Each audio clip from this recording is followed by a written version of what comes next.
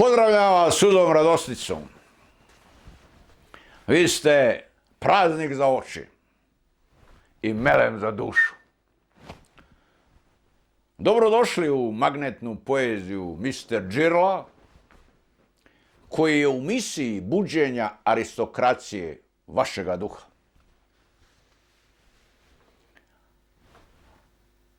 Majakovski, Oblak u pantalonama. Drugi dio. Mene slavite, ja nisam velik. Pišem nihil nad svim u ovom času. Nikada ništa neću da čitam više. Knjige, šta su? Rane mišlja, knjige se prave ovako. Dođe pjesnik i odmah zapjeva koliko volite, rasklopivši usta lako. Izvolite. A u stvari, u grudima mu se mrvi i ključa dok ne zapjeva.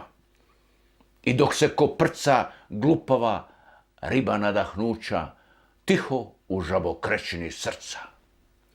I dok se kuha uz škripu rima, od ljubavi i slavuja papazjanija dok se stvara, ulica se grči i uvija nijema. Jer nema čim da vikne, razgovara. Vavilonske kule gradova zidat ćemo opet nemilice. A Bog?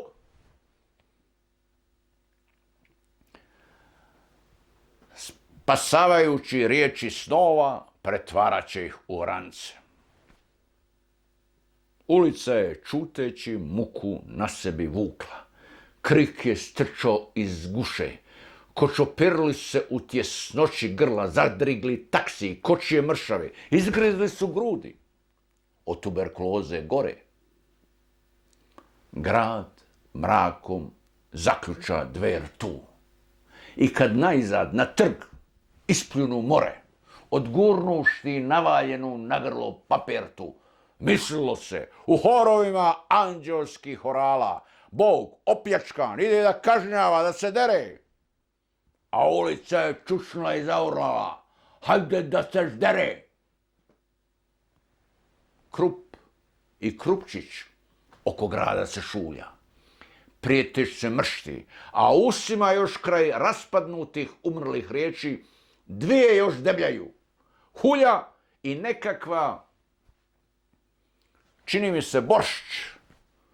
Pjesnici, raskvašeni u plaču stojeći pobjeglicu sa ulica s umršenom kosom. Kako opjevati sa dvije takve riječi i djevojku i ljubav i cvjetić pod rosom? A da pjesnicima ulična rulja, studenti, prostitutke, preduzetnici. Gospodo, zaustavite se! Vi niste nula! Vi ne smijete da prosite po ulici. Mi, snažni, s korakom od hvata, ne slušamo, već rušimo njih koje kao besplatni dodatak upija svaki krevet za dvoje. Njih skrušeno zarmoliti, pomozi mi. Oko himne za oratorijum, mi sami smo tvorci plamenih himni, huke fabrika i laboratorija. Šta se mene tiče, Faust, koji se u orgiji čarobnoj s Mefistom tocilja niz nebeske parkete. Ja znam svaki ekser u čizmi mojoj, strašniji od mašte Getove. Ja, najzlaslutniji, čija svaka riječ teška dušu vaskrsava, tijelo rukotvori, kažem, više vrijedi života najmanja komadeška od sveg što sam stvorio i što ću da stvorim. Slušajte, propovijeda jesajima i kricima današnjih dana Zaratustra. Mi, s mamurno čaršafnim licima, s usnama obješenim kao luster. Mi, zatvorenici grada za gubave, gdje je zlato i đubre gubave stvorilo rane, čisti smo od neba venecijanskog plaveti. Morima i suncima oprane. Briga me što kod Homera i Ovidija nema ljudi kao mi sraslih u čažne boginje. Znam, sunce bi se pomračilo da vidi naših duša zlatno izobilje. Žile i mišići od molitava su jači. Zar da tražimo milost od ovoga vijeka? Mi, svaki u svojoj šaci, držimo transmisije svijeta. To je podiglo na Golgotu auditorije u Petrogradu, Kijevu, Moskvi i Odesi. I nije bilo ni jednog koji je prečutao da zaurla. Raspne ga, objesi! No i vi ljudi što ste me uvrijedili, od svega ste mi draže i bliže.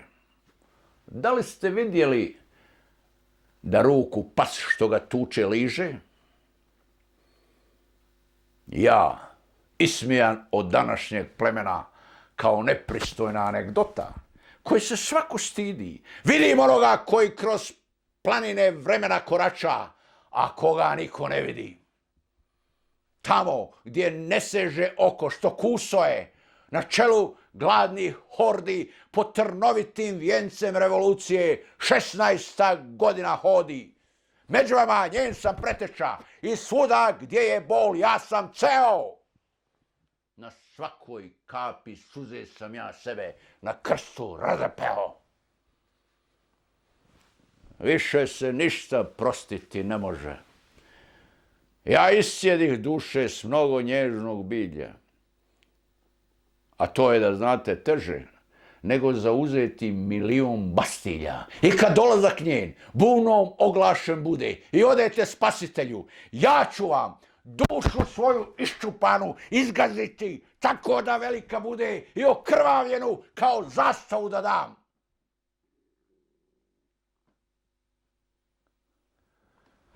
Pozdravljam vas, tužna srca i suzna oka. Putnicima i letačkom osoblju želimo ugodan i siguran let. Kapetan posade Mr. Žirlo na letu 14-12-58 aviona koji plovi iznad oblaka, a nikada ne slijeće.